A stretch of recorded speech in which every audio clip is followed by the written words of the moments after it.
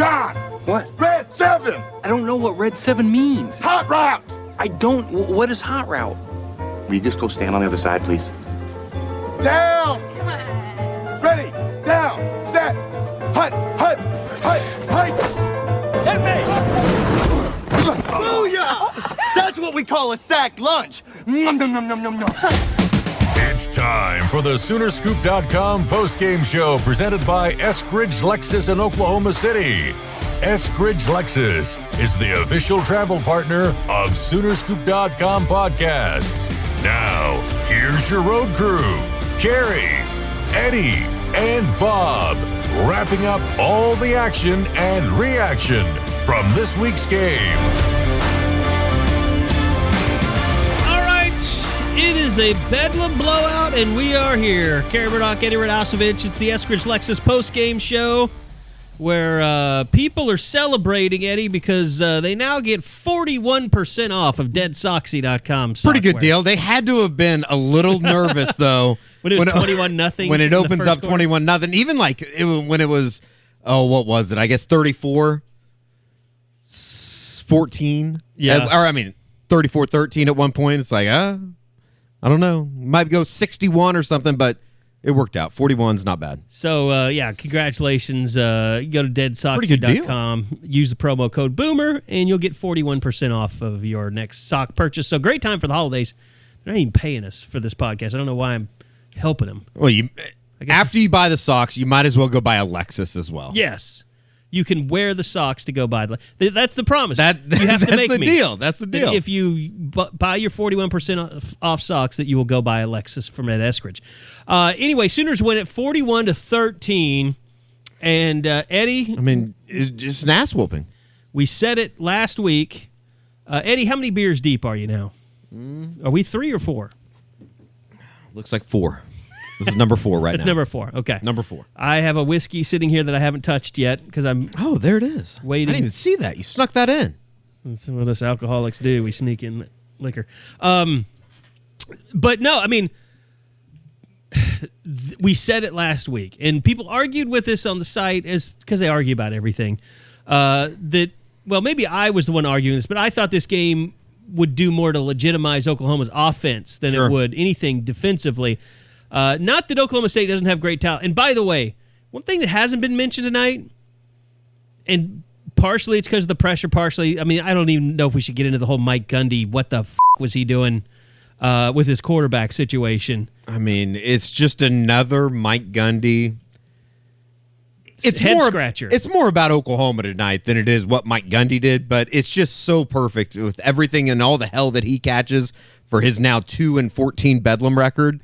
It was just an ass whooping of epic proportion. They got ran out of the facility in the first quarter.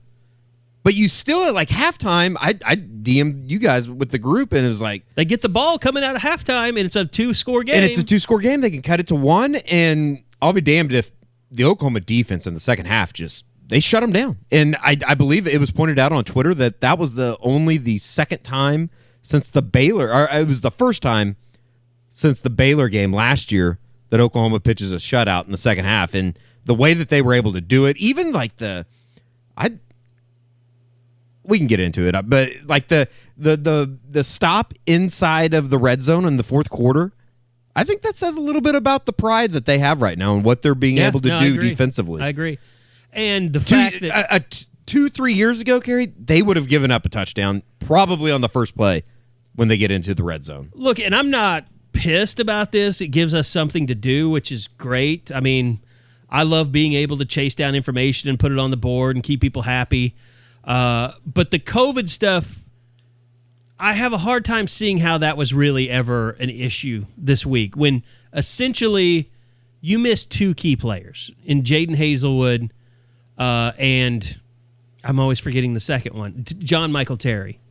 Jaden Davis was hurt. DJ Graham, great game today.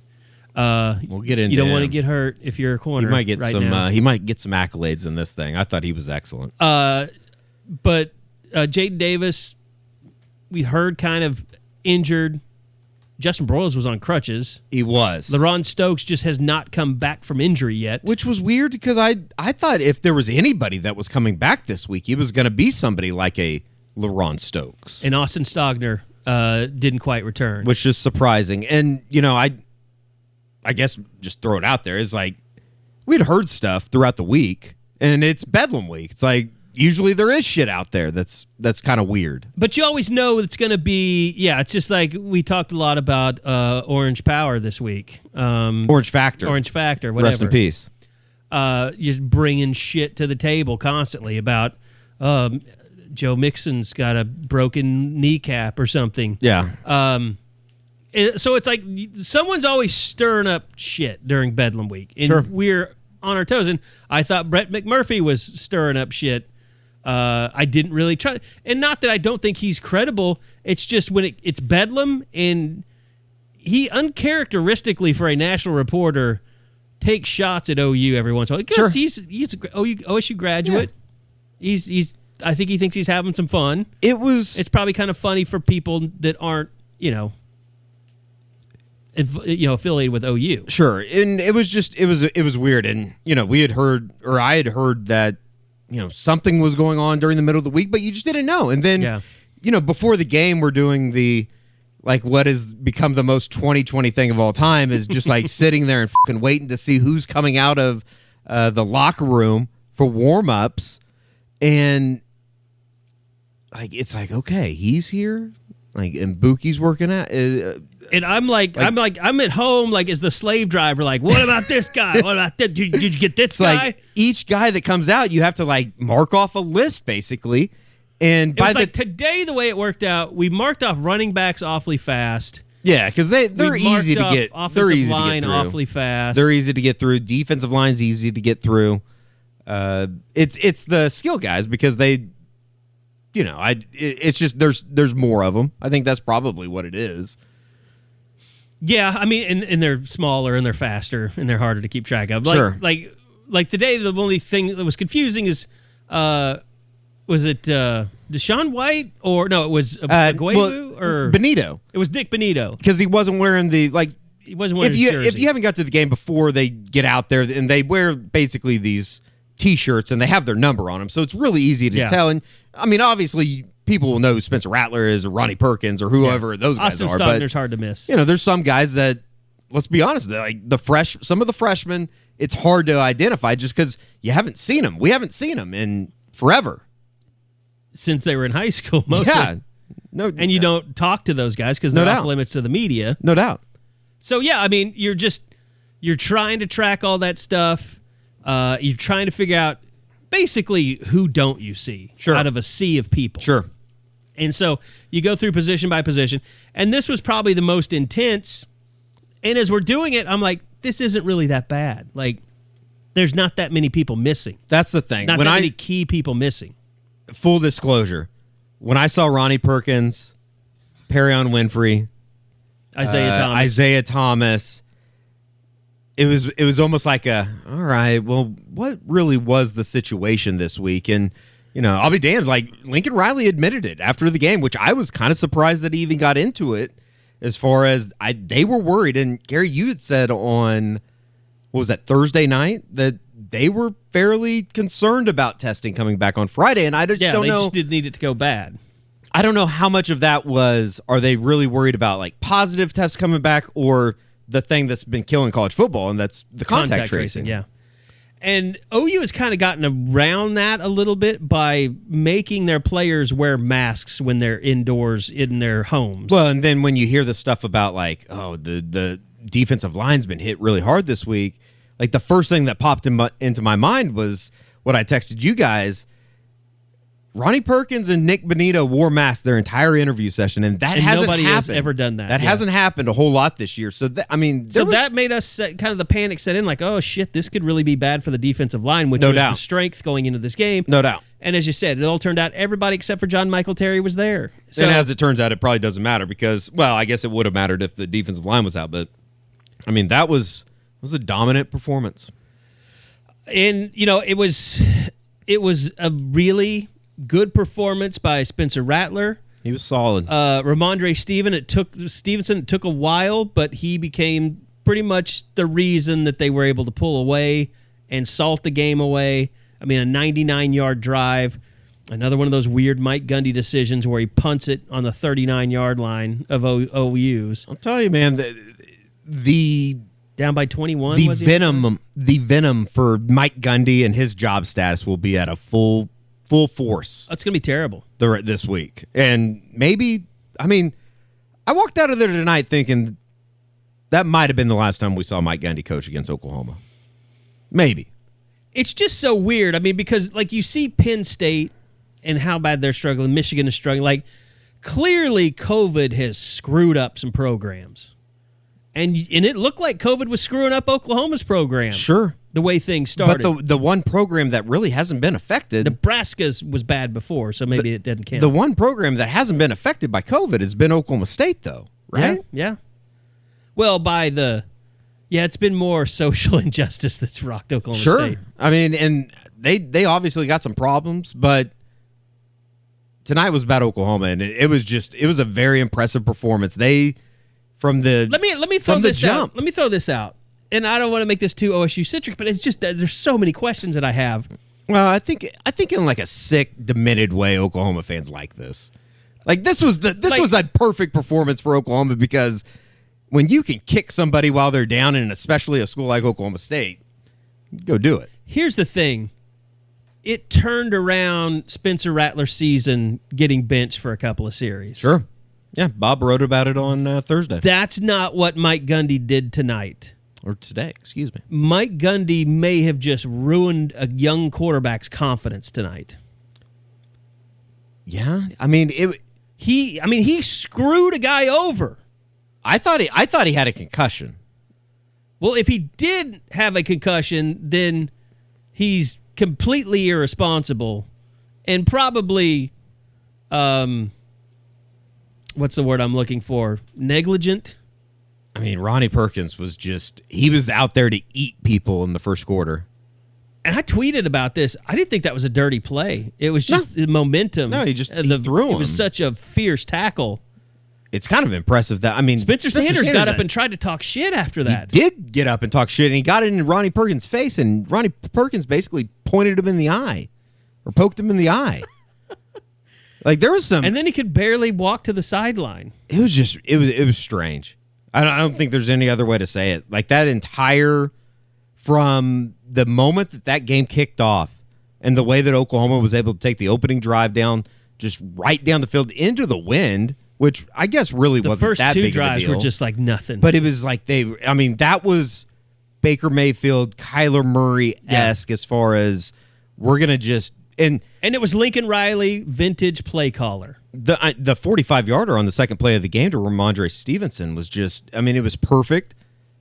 I thought the stuff that they did with Mikey Henderson was unbelievable. Like, how many times did they just attack the corner? Like, in those little rollouts with Rhamondre or Mikey. And they're undersized. I mean, it was a 13, played hard, and he actually delivered a little bit of a blow to first time. Stevenson. Over there in front of the OSU bench. Right, That was the first time that I've seen Rhamondre Stevenson go backwards. Of like, and he didn't get knocked down or anything, but that was impressive. No, it hurt the OSU guy a lot more than it hurt Rhamondre. No, I bet.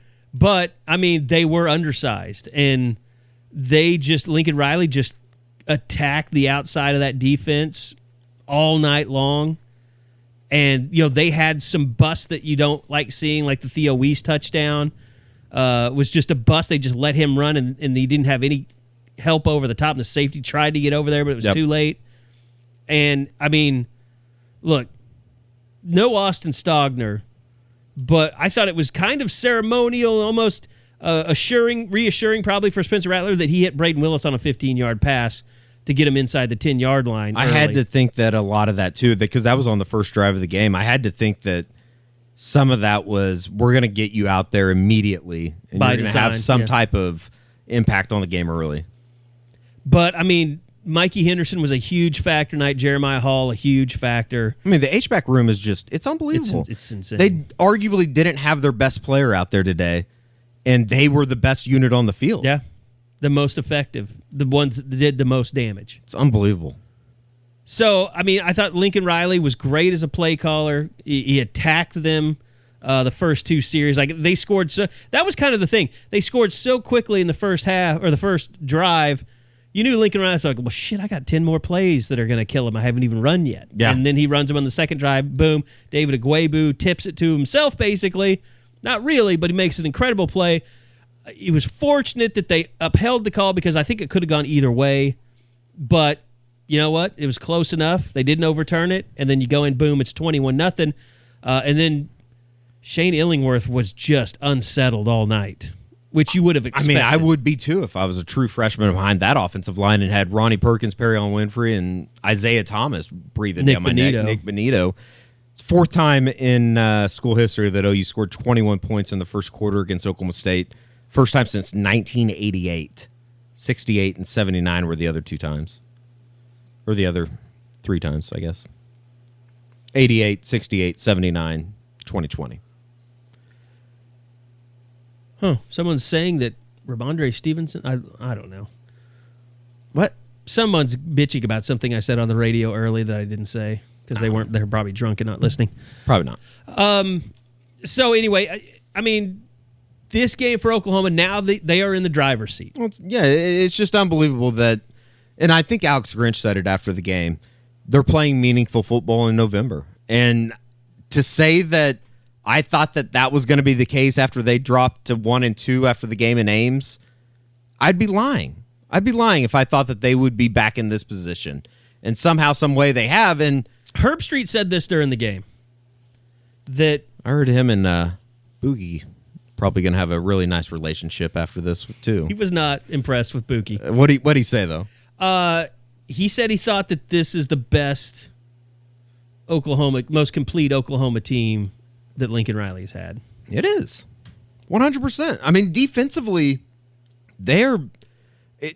you can officially say it. They are very, very good. Would they win against Georgia in the Rose Bowl? This defense? This team. This team wouldn't. They don't have Baker. They don't have Kyler. No, Rose Bowl. I know. Kyler should have been starting that game.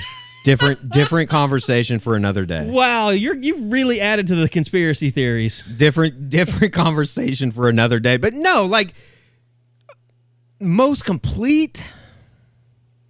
What he's really saying is this team has an actual defense. Yeah, and I mean this offense isn't anywhere close because, you know, as well as Lincoln Riley called the game tonight, there's going to be a lot of people, especially on the message boards, and I think I probably agree with them that second and third quarter was very blah. And I tweeted this during the game, but Oklahoma scores 41 points against Oklahoma State defense that a lot of people thought was, you know, probably the best defense that Mike Gundy has maybe even ever had. I mean, maybe the best defense OSU has ever had. I'm sure Pat Jones will take offense with that, just like he does with my Rhamondre Stevenson takes. But at the same time, it's like 41 points. They scored 41 points tonight. Tied the most that OSU's given up all year. Like OU averaged 7.2 yards per play tonight. That's shocking. That really is shocking. Because second and third quarter, I thought OU was very abysmal offensively, and I think that kind of just paints the picture that not only has Oklahoma been spoiled rotten with what they've been able to do offensively, but at the same time, it's like they're starting to play really well. And Spencer Rattler played really well tonight. I mean, credit to him. I thought he would come in and turn the ball over at least once or twice. And he didn't even really get close to turning the ball over tonight. Yeah, I mean, he did throw that one pass to Marvin Mims that was just like, oh, that's right. A shot that's down right. the middle of the field. That's right. And there was another play where Marvin Mims had to knock the ball away. Yeah, down in the south end zone. Which, you know, I don't blame the guy for trying to force the ball to Marvin Mims. No, I mean, I like seeing that every once in a while. He has the number one play on SportsCenter tonight. Yeah. I mean, that grab on the game day final. Yeah. Oh, it was the college game day final? Right, yeah. That was an unbelievable grab. And the offense was humming at that point, so like you didn't even really get time to savor that play. It was just like they were moving on because they were going. Yeah. That was an unbelievable grab. It's one of the better grabs I've seen down there. Let me throw out a few things defensively. two leading tacklers tonight, Woody Washington and Brian Asamoah, both with 8. Sacks. That's surprising. Brian Asamoah, huh? Yeah, sacks on the night. Ronnie Perkins, your leader, which you probably would have expected with 2.0. Sure. Nick Benito, 1.5. Isaiah Thomas only credited for half a sack tonight. He did get the grounding penalty, which was big. Well, I think you said it earlier, Carey. Oklahoma was all over the quarterback so often tonight.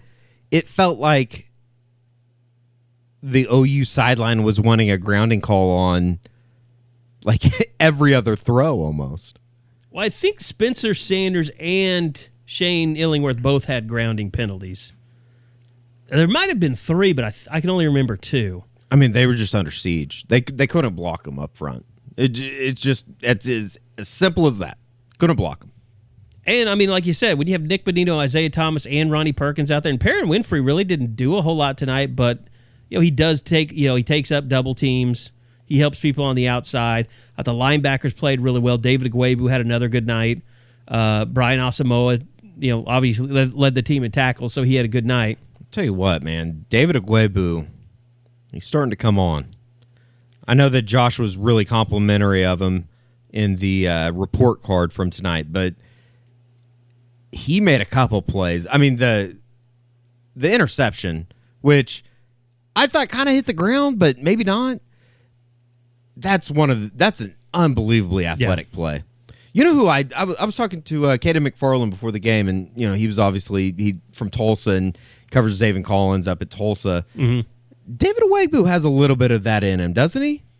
Just that it factor. And just a big-bodied guy that can move. Yeah.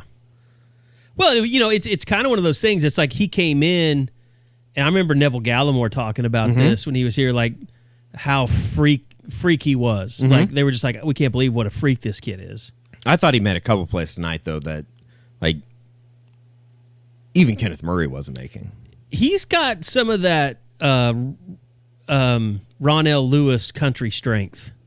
Like, I can see that. He is, when he goes up against a running back, they stop dead in their tracks. I could see that. I think him and he's not country. I think him and Brian Asamoah look pretty good together. Ronell was very country, and that's not digging at Deshaun White either. No, and Deshaun White did some good things tonight. I mean, they've got 3 really good linebackers. They have a good defense. OU has a good defense, which is insane to say. They were 114th in the country in total defense 3 years ago. Or, right. I mean, 2 years ago. Excuse me. Let's get into, is it an Olds take that Buki should never play again, or do you just kind of, you get enough good that you can live with it? I would say he played well tonight. I did think he had a good game tonight. He had another ridiculously stupid play on Dylan Stoner. But I told somebody up on the photo deck, it's like he's one of those kids that you knew in high school that isn't necessarily a bad guy by any means, but every time somebody gets in trouble, he just happens to be around it. Like every time that, and your parents are like, you probably don't need to be hanging out with that kid. Yeah. But it's not really his fault, but it is his fault because he's guilty by association.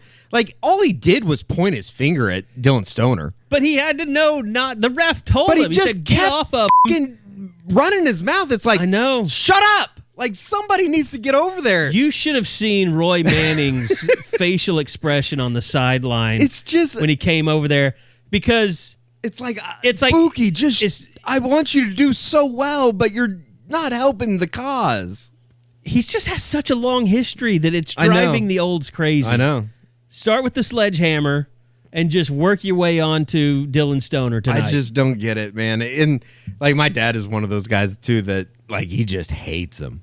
And it's like he played well, and I get it why people are upset. Like that shit cannot happen in a Big 12 championship game or even next week. It's just one of those things. Like I do believe, like if the coaches thought that there was someone where they could bench him and they would be fine, they would. But I just think nickel is one of those spots. They don't have the depth like they want to have. They have it at corner. They're getting it at safety. They don't have it at nickel. I'll put up the video, but like I had the entire play, and then I centered in on Buki on the finger taunt or whatever, and it's just like, just all he had to do was run away. And I mean, just run back to the line of scrimmage. It's like you say, there's always stuff happening around him. It's just like every penalty on the defense tonight was killer. Like, yeah. OSU couldn't do anything on offense. I think, and the defensive penalties, Trey Brown. My God, I feel bad, but then you're also frustrated. Well, the pass interference call on the east sidelines was awful With Tylan Wallace. Yes, that was an awful call. Yeah, it was sketchy. Yeah, because that ball was never gonna be caught. Even if he ran a route on air, I don't think he touched him. They were literally like, it wasn't as bad as the Purdue pass interference last night. Yeah, but it was close. I mean, he was zigging and zagging so much, he was never going to get that far downfield. But it was just another, and there was Trey Brown. I mean, my God, it's like it. Oh, I know where you're going. It's like the guys that keep continually making mistakes, and people have harped on this on the board. And Pat Fields isn't one of them right now either. He did have the pass interference on the final what they ended up getting on the goal line stand there in the fourth quarter. Wasn't that called on Pat Fields? I thought it was. Yes, it was, because I remember the expression on his face. Yeah. And that was a bullshit call. Well, I mean, any type of pass interference call in the Big 12 is going to be bullshit. I don't think that anybody knows what it is. I was surprised that Trey Brown was able to defend Jelani Woods two passes into the end zone, those fades in the corner, both times, and didn't get called for pass interference. But they were great plays by him. Yeah, no, he had great position on the ball. He knocked the ball down on the second one. But you notice that people leave Woody Washington alone? Tell you what, man. We're not going to with that guy. I told you when I walked in here tonight, their two best cornerbacks might be Woody Washington and DJ Graham, who DJ Graham's kind of the star of the night, isn't he? Yeah. I mean, I asked or like Alex one Grinch C about him star of the night, I guess. But I mean, he's big, he's long, there was one play that was an overthrow where he was a little out of position, but other than that, he was great. Jelani Woods had one reception for 12 yards tonight. And he could have been their Charlie Kolar. Tylan Wallace had 4 receptions. They did a great job on him. Yards. I mean, they got a lot of penalties defending him, but they did a great job on him. At one point, I think that Oklahoma had committed more penalties to give OSU a first down than OSU had actually earned a first down. I believe it. I mean, they had like 27 yards or something in the second quarter, and they scored like 9 points or something. Yeah, it was an ass whooping. That was without 9, it would have been 6. That was the most complete game that Oklahoma's played this year for sure.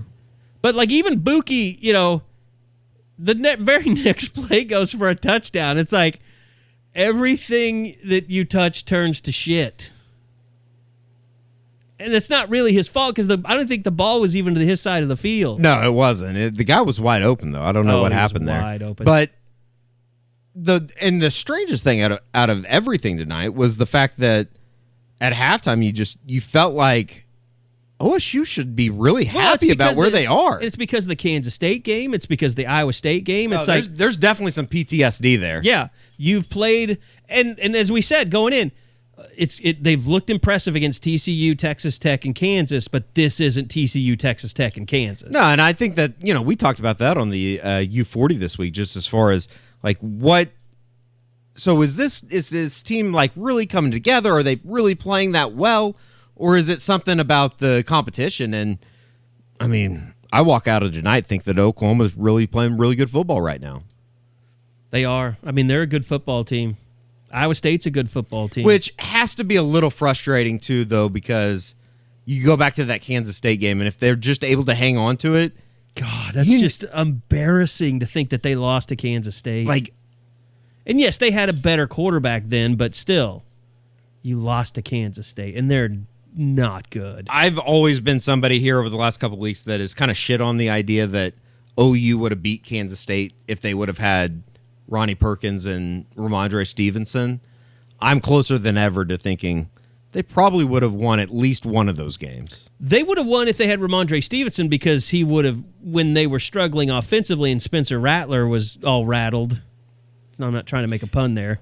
He would have been able to control the game. And Spencer Rattler's, he's a completely different Yes. player than he was in September. Yes. There's just no doubt about And that. we've said this before too, like even, that TCU game when TJ Pledger kind of started to come out of his shell, and it was the end of the Texas game, like he would be a better running back against Kansas State than he was then. Sure. There's no doubt about it. And By the way, did Seth McGowan play at all tonight? I don't think so. You know why? Why? Because they were playing Rhamondre Stevenson. Well, yes. But even when Seth McGowan would get some carries, they were giving the ball to Mikey Henderson. Yeah, that's true. Mikey Henderson, I am fascinated with what they're going to do with him over the next couple years, because they can move him all over the field. He does everything. I saw from the first time he ran the ball, I was like, he's different. He has more wiggled in his hips than guys like Dimitri Flowers and Trey Miller. He hits the hole better than some of the running backs that they have. Yeah. Like Seth McGowan And he has some heft to him. Not like TJ Pledger. Like, you see him every once in a while, he just gets killed. Yeah. If somebody has filled the hole that he's running into, he has no chance. There's a couple times that he can maybe make a spin move, but yeah, like he's not a... And the other thing is, I don't think people know how tough a runner Rhamondre Stevenson was tonight, even in the first half. Like, I'm telling you, that OSU defensive line is good. Yeah, they are good. And they were able to penetrate. They were able to, Trace Ford, he's a fantastic player. We don't have to tell Sooner Scoopers that, but... It's just unfortunate. He could be playing on the Oklahoma defensive line right I remember now. us all being at summer camp watching him going, how are they not going to And the crazy thing is... and you remember, that was a time when, like, the only end rushers that they had of note were Obo and Eric Stryker. Yeah. It was like a desert of pass rushers in the program. He's a great athlete too, and I think that's the thing that people forget, or maybe people don't know. He had a grand slam walk-off home run in the state championship game. Like, he's a hell of a baseball player. Yeah. For Santa Fe. Yeah, It's just unfortunate. I'm still bitter. he about played that. his ass off tonight. He's He was a good great. football player. He could play anywhere in the country. Yeah, no, he could. It's unfortunate. With the new transfer rules, maybe they can get him and Dax Hill next year. Maybe Proctor will want to come back too. Which I think Dax Hill had a game-sealing touchdown. I've seen him make some interception. plays for He had, Michigan he this had year. the game-sealing interception in the third overtime tonight against Rutgers. Garrett Congratulations to the Michigan Wolverines beating Rutgers tonight in 3 overtimes. Garrett Wilson had a day today for Ohio State. Did he? Yeah. I have no idea how that game ended up the way that it did. They just snuck up on him. It was crazy. It was a 7-point I think game. Indiana's a good football team. Yeah, they are. Indiana beat the shit out of OSU. Team I saw tonight. Oh, the Oklahoma State Cowboys? Yeah. Yeah. I don't know. That's what... Look, the rankings are going to come out this week. I think there might be a surprise or two. I don't know. We talked about this already during the unofficial 40. I don't know what you do with Oklahoma. I don't know that they're in the top 10, but I want to know... I don't know if they get the benefit of the doubt a little bit, if there's some kind of COVID bump that you get in there. Shit, if we're going to give people COVID bumps, you might as well give somebody a suspension bump. Because, if Ronnie Perkins, if we're going to take into account if guys aren't playing, for whatever reason. By the way, did you cringe like I did when Spencer Sanders took off to run that first touchdown in? Oh, Rattler? Rattler, what did I say? Spencer Yeah. Sanders? Rattler. No, I didn't know that he could do that, though. There's the Marvin Mims sketch. We're just catching up on SportsCenter right now. There's your boy, Mikey Henderson. Touchdown. What a dude. It's just unbelievable that... Not unbelievable, I guess, but it just... talking to some Oklahoma State buddies today, it's like... That was the moment that they kind of had as far as not making this season a failure, and it 100% is now. I mean, for Oklahoma State fans, I would have to think it is, isn't it? This is a team that had one of the better defenses that they've had in Stillwater in a while. An offense that you thought was going to be pretty good, and it just kind of all gone to shit. But the thing that's just so bizarre is that the story of the game becomes not OSU, not making plays or playing up to their potential. The story of the game is clearly decision-making of the head coach, Mike Gundy. And the oddities that were there. I mean, yes and no. I mean, I think that at the same time, though, they just got so blindsided by the way that Oklahoma started the game. I mean, you dig yourself a 21-0 hole early in a game that, historically, you can say whatever you want about does that play affect into it, but you dig yourself a 21-0 hole against a team that you've lost to now 90 times. Mike Gundy, there they're has showing to be it right something. now. The worst winning percentage versus a single opponent, a winning percentage of 125 versus OU matches Jackie Sherrill as A&M against LSU, and I don't even know what the last one was. I mean, I believe it. 2-14 now. 2-14. That's awful. It's really bad. It's kind of along with historical. No, it is, but at the same time, numbers. there's been years where It's better than historical Oklahoma State's numbers. been a better football team. OU's been able to find a way. Like 2013 is probably the most stereotypical Bedlam game of all time. By the way, probably a bad idea to wear the same uniforms as the Tyreek Hill punt return. All the magic has gone out of those uniforms. Is that what those were Yeah. the same ones? Uh-huh. Yeah, that definitely didn't work tonight. No luck left in those uniforms.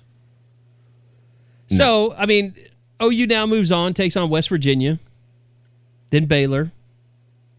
I don't want to shit on a good party, but you better be ready to play next week. Yeah. I think that's going to be a Yeah. tough game. I think West it's going to be a Virginia's really tough good. game. I mean, and they're at home. Are they letting people in the stadium? Yeah, I don't think that it's a whole lot, though. I mean, I think it's like everybody else right now. I thought maybe And they're they had coming off shut of it a down bye completely. week. Coming off of a bye week as well.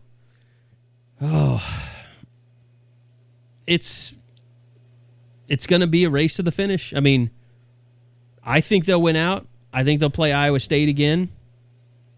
Big game in Austin on Friday. Yeah. I don't think Texas Huge can beat game Iowa in State, Austin. though. Am I an asshole if I'm kind of cheering for him, too? I'd love to see an OU Texas Big 12 championship. Yeah, I would too. I think that'd be fun. I will probably root for Texas to win that game in my deepest down. Like some of those are the kind of games you don't know until it starts. Yeah. Like you say to yourself, like, could I really root for this team to win? And then you have to wait for the game to start and find out how many times you get pissed off. Like, you'll find out pretty quick. If you get pissed off when Sam Ehlinger makes a big touchdown pass, I would never do that. you'd be like, well, I'd never do that against a Horns Up for Peace committee member. yeah, I know. But I'm just the theory still stands. It's kind of like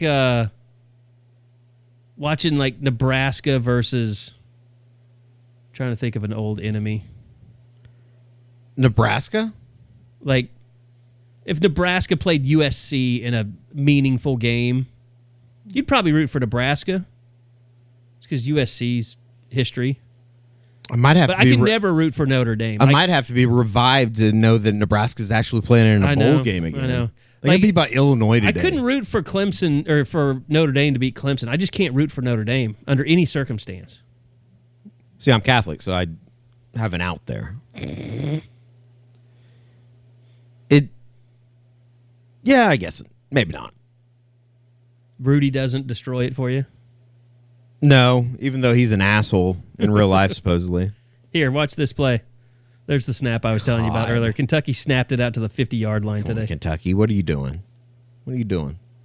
Oh, it was only 7-3 at that point, too? Yeah. Mm-hmm. This game got out of hand. Imagine that. It was a good performance though for Oklahoma. They are starting to play really well, and DJ Graham was like kind of out of nowhere. That was like out of nowhere today. Is it a good thing that you don't really notice Delarian Turner yell? Or should you be noticing him more as a safety? Like in the run game or... Maybe a little bit. I mean, the run game didn't suffer tonight at all. I mean, the run defense. No. They were great. OU... LD Brown didn't do anything. Chuba was clearly hurt. I mean, which is bizarre. Is he hurt? Well, see, that's the thing. Like, OSU's official Twitter account, like, Tylan Wallace, 100%. Chuba Hubbard, 100%. Oklahoma State's healthy and ready to go. And then Holly Rowe, very first thing, like, OSU coach just told me that Chuba Hubbard has suffered an ankle injury this week in practice. They did show the replay. His ankle got really turned. Tonight? Yeah. Okay, because it was one of those where he got tackled from the side and his ankle went up underneath him and it bent all weird. And then he was out for a while. And he tried to come back, but he still couldn't do it. I mean, OU held OSU to 2.8 yards a carry. They just and they never broke anything really. How about the 3rd and 7 draw that OSU ran on the draw? On the to Chuba on the east side inside of the red zone. I believe on one of their when OU held them to a field goal early, I believe. I guess that one just doesn't strike me. I don't remember it. It just was so Mike Gundy though. You're running I guess maybe that's Casey Dunn. I don't know. It's a problem. By the way, I want to remind you guys, Eskridge Lexus, the official title sponsor, official travel partner of Soonerscoop.com. They got the December to remember going on, but you know what? If you listen to the Sooner Scoop podcast, you don't need to remember anything. Just tell them, hey, I'm a scooper. Go in there and say, yeah, listen to the pod on Sooner Scoop. I'm a subscriber to the website. I want to look at a new Lexus, and they'll give you a great deal. So go check them out, EskridgeLexus.com. Great leasing offers right now. A lot of the new 2021s coming out and in the lot. We've already taken some. Bob tried to crash one. Well, he didn't. He just got a flat tire. And I've taken one to Ames, the ES350, I believe, with all-wheel drive, the first one to have that. I've driven a Lexus for over a decade. Just great, great cars.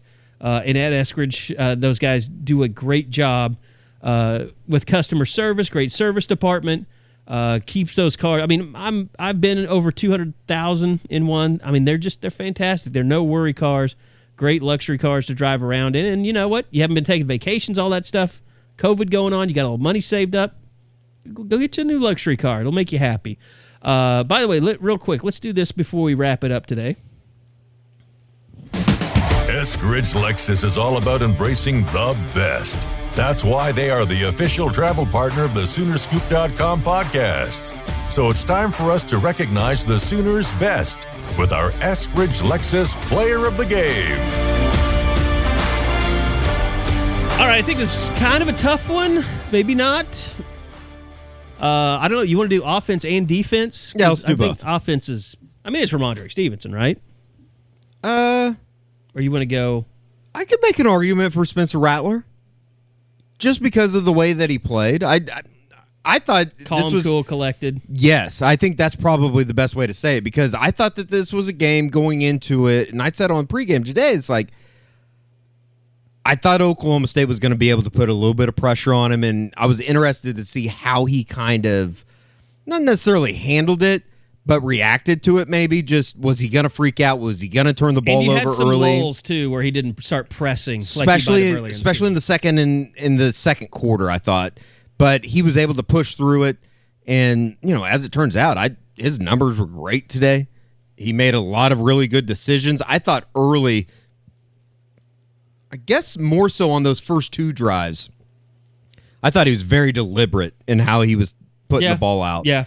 And he was sure of himself for sure, and I thought that he was maybe a little bit better than I thought he was going to be. And I guess that's a weird thing. The one thing that was impressive about him tonight is he did get pressured.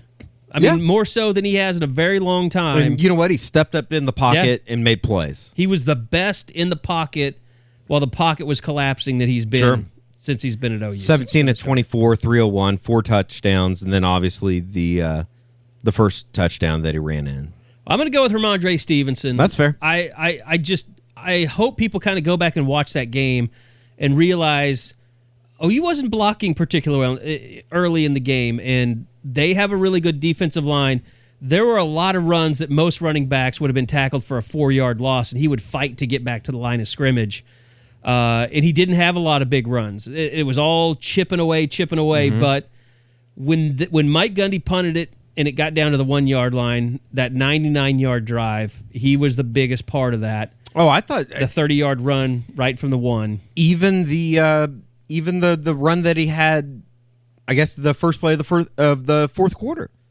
It felt like towards the end of the third quarter, OU was starting to kind of maybe get guys tired up front, maybe run them down a little bit. And then, because I remember, I think Josh even said it, it's like it feels like they're about to pop one. Yeah. And then the first play out of the fourth quarter, they pop it, and the rest is history. He just chipped away at that defense. No doubt. He had, what did he end up with? 149? 139? Rhamondre Stevenson on the night. I know he had over 20 carries. Because he had almost 80 in the fourth quarter alone. He had 26 carries, 141 yards. 41. 5.4 yard average. Gosh. And that's against a hell of a defense. It's funny, like you said earlier that they averaged almost 7 yards a carry, or 7 yards a play.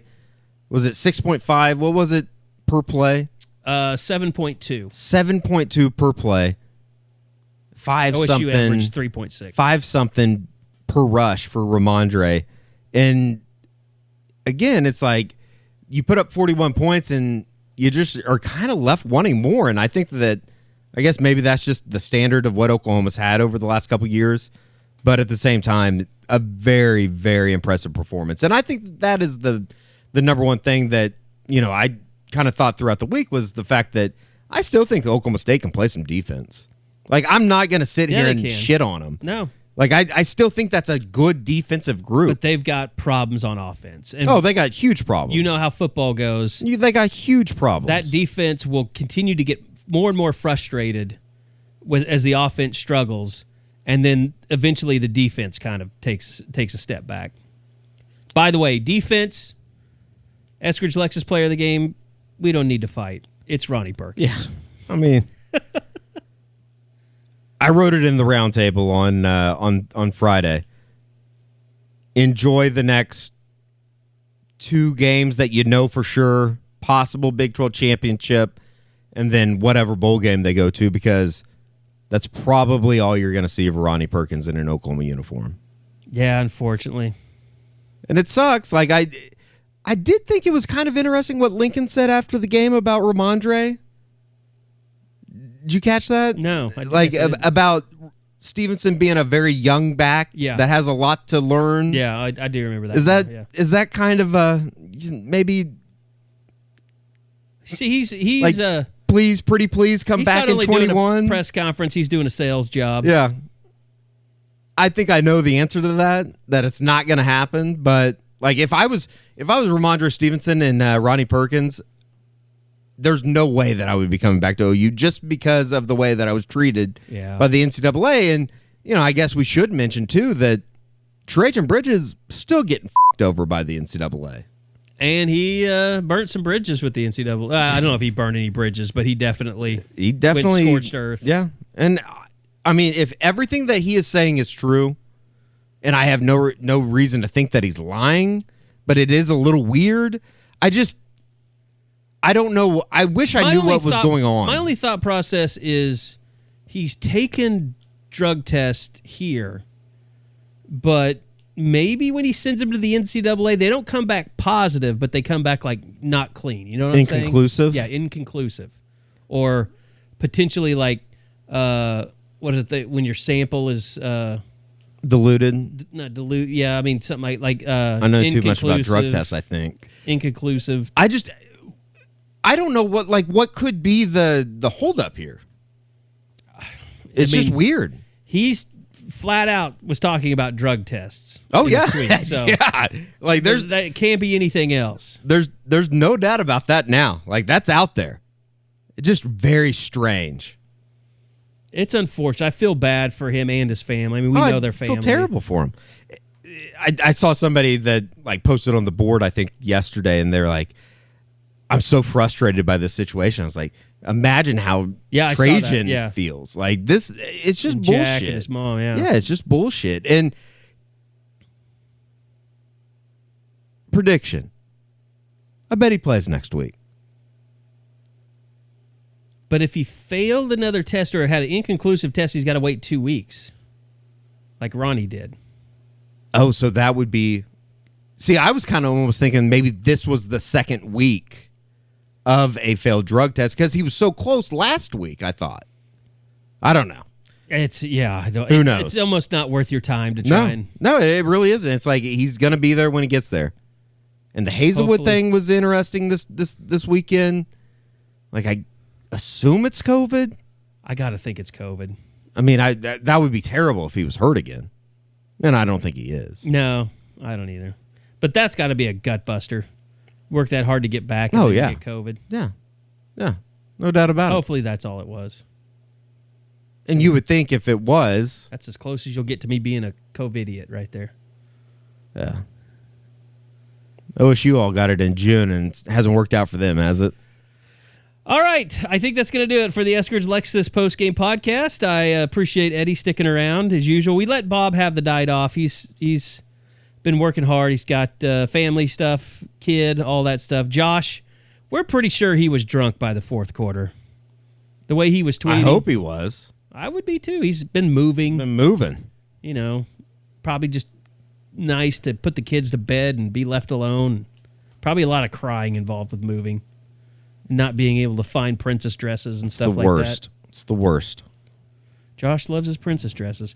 All right, that's going to do it for us. We will see you guys back for the unofficial 40 this week. And don't forget, deadsoxy.com, because the Sooners scored 41 points, you get 41% off your next sock order from deadsoxy.com. Just enter the promo code BOOMER. So, cool little promotion that we've been doing with them. And that's going to go for several more days. So if you're listening to this now, check the website and we'll tell you, check our social media, we'll tell you exactly when that's running out. So thanks to Eskridge Lexus at Eskridge, all the fine people over there. Thanks to Bob for working so hard today. Go to Soonerscoop.com to see his latest work, all the stories from tonight's win. Congratulations, Sooners fans. You won another Bedlam. You control your own destiny. West Virginia, Baylor, the only ones that stand in the way to make it to Arlington to possibly win your 6th straight Big 12 championship. That's going to do it for the Eskridge Lexus postgame podcast. We'll see you guys back again Wednesday for the unofficial 40 right here on Soonerscoop.com.